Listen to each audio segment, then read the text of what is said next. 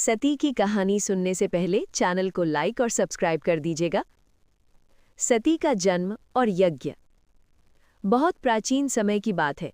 राजा दक्ष की पुत्री सती अत्यंत तेजस्विनी और शिव भक्त थीं। उन्होंने बाल्यकाल से ही भगवान शंकर को अपना सर्वस्व मान लिया था। महादेव भी सती से विवाह कर कैलाश पर्वत पर निवास करने लगे।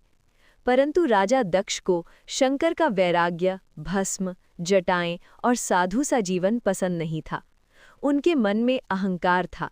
इसी अहंकार में उन्होंने एक विशाल यज्ञ रखा, पर जानबूझकर शिव और सती को आमंत्रित नहीं किया। सती बिना बुलाए यज्ञ में पहुंची। वहां उनके पति शिव का अपमान हुआ। ये सती सह न सकी और योगाग्नि में स्वयं को समर्पित कर दिया।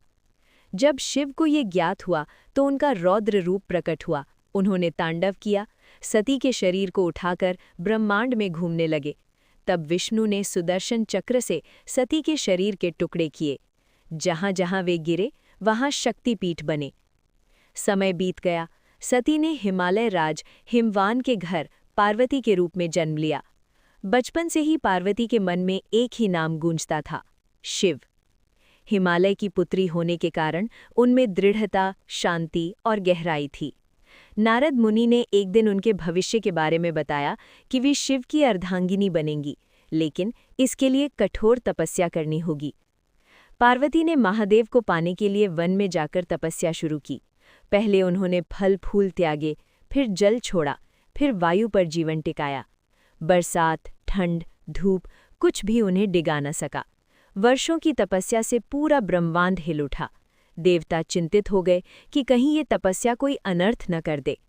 शिव ये सब जानते हुए भी मौन थे। वे परीक्षा लेना चाहते थे, प्रेम की नहीं, समर्पण की। शिव एक वृद्ध साधु का रूप धरकर पार्वती के पास पहुंचे। उन्होंने शिव की निंदा की कि वो भस्मधारी अजीब सा योगी, तुम जैसी राजकुमारी उसके लिए तप कर रही हो। पार्वती क्रोधित हुई। उन्होंने कहा, आप शिव को नहीं जानते, वे सृष्टि के आधार हैं, उनके बिना कुछ भी नहीं। ये सुनकर शिव प्रसन्न हुए। उन्होंने अपना वास्तविक रूप प्रकट किया। देवताओं की उपस्थिति में पार्वती और शंकर का विवाह हुआ। ये केवल दो व्यक्तियों का नहीं, बल्कि शक्ति और चेतना का मिलन था। पार्वती केवल पत्नी नहीं बनी, वे माँ बनी, सृजन बनी, करुणा बनी। शिव केवल वैरागी नहीं रहे, वे गृहस्थ भी बने। कैलाश में उनका जीवन सरल था, पर अर्थ से भरा। एक दिन पार्वती ने अपने उबटन से गणेश को उत्पन्न किया और द्वारपाल बनाया। जब शिव ने उन्हें रोका और अनजान में उनका सिर काट दिया तो पार्वती का दुख असहनीय था।